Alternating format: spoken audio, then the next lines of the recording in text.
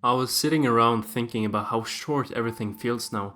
One minute you're a kid running after the ice cream truck, the next you're scrolling at 2 am, wondering where the last 5 years went.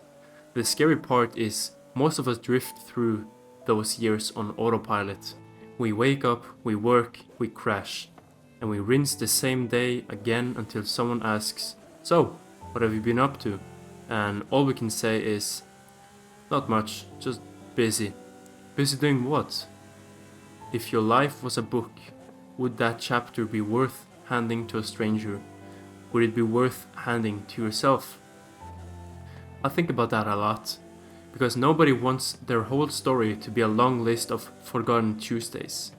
Deep down, we want the late night memories that make us smile when the room is dark. We want the kind of moments that play like a movie trailer when we close our eyes. That's the stuff that keeps people alive, even when they feel broken. The chance that tomorrow could be a page they'll actually want to reread. But you can't get those pages if you never leave the stale ones.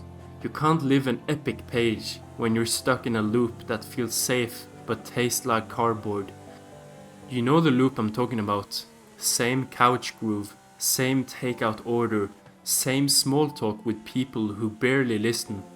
We tell ourselves life is just hard right now, that adventure is for later, but later has a weird way of never showing up. It's like chasing a bus that already turned the corner. What if instead you chase a story? Not a perfect one. Nobody likes perfect heroes anyway, but a messy, honest, heavy one. You don't need to move to a new city tomorrow or quit your job on impulse. You start smaller. You pick one thing that scares you in a good way and you lean toward it. Maybe it's the road trip you keep adding to a phantom bucket list. Maybe it's signing up for the gym class you always score past. Maybe it's texting someone first without rehearsing the whole conversation. Little choices stack into chapters fast, and suddenly you're not the person who just gets through weeks. You're the person who has something to say when someone asks, "What's new?" People think chasing dreams is always loud, like fireworks or viral posts. Most of it happens when no one sees you. It's 5 am alarms you hate but respect. It's eating eggs when everyone else orders pancakes because you promised your body you'd treat it right. It's walking into a room where nobody knows you and saying your name without apologizing for it. Quiet moments rewrite your plot even faster than big ones, because they train your brain to believe the story matters before the crowd does. The sad truth is nobody is coming to push you onto that path. That hurts when you're already tired, I know. It feels like the world owes you a chance, but the world is busy telling its own story. You've got to steal your own time. You've got to rob it from the scroll, from the show you've watched 3 times, from the second sleep after the alarm. That theft is legal. In fact, it's the only way to get your life back. Think about the last conversation you enjoyed, how it felt when someone's eyes lit up because you shared something real. That spark is what life is built on. It doesn't come from listing how many overtime shifts you survived. It comes from the hike where you almost quit at the last mile but finished anyways. It comes from the open mic night where your voice cracked on the first line but you kept pushing. Those stories stick because they prove you were awake. Some folks say, "Well, my life isn't exciting, I'm just average." Fine, but average people still write great chapters. You don't need a yacht or a viral bank balance. You need moments that matter to you. The afternoon you taught your little cousin how to ride a bike. The night you sat on a roof and counted cities you might visit one day. The day you finally looked yourself in the mirror and didn't hear that oiled critic voice. That's currency. The reader inside your head is dying for those paragraphs. Now, maybe you're thinking, "I'm too far behind." No, you're not, man. Time moves, but it also folds.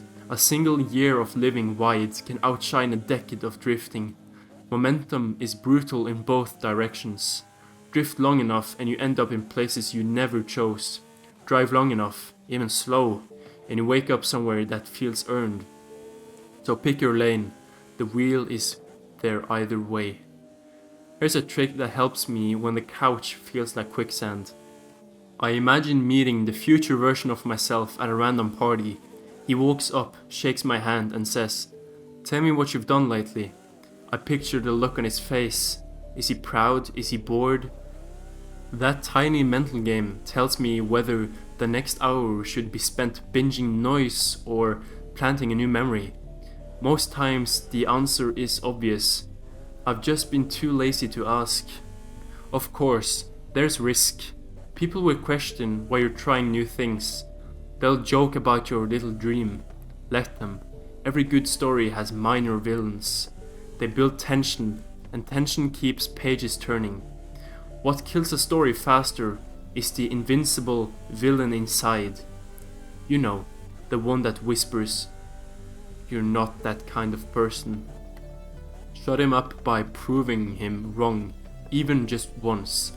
One small win and the whisper loses volume. 2 wins and it sounds like static. 3 and you hardly hear him over the sound of your own heartbeat. And remember, success isn't always fireworks. Some victories feel like standing alone in your kitchen, realizing you didn't panic today. Some feel like finally sleeping through the night. Size doesn't matter, truth does. Stack enough true wins and you look back and see a trail of proof that you wear hair and you fought for something. When the night is late and the world turns quiet, that's prime editing time. You get to sit with your rough draft and ask, does tomorrow deserve the same paragraph, or can I punch it up? Most people skip that edit and wonder why the plot never thickens. You don't have to. A 5-minute honest review before bed can steer a whole week. No fancy journal needed. Just stare at the ceiling and replay the day like a movie. Spot the scenes that dragged, the scenes that sparked, and plan one tweak for the sequel that starts at sunrise. One day someone's going to sit across from you, maybe a friend, maybe a stranger, and say, "So, what's your story?" Make sure you've got one that makes their coffee go cold because they're too busy listening. Make it messy, make it loud in spots, make it soft in others, but make it yours. Don't hand them a list of hours logged on autopilot. Hand them the proof that you chase the stuff that people write songs about. Because at the end, when the credit rolls, you don't get to watch everyone else's highlight reel. You only get yours, and you better hope it's worth playing.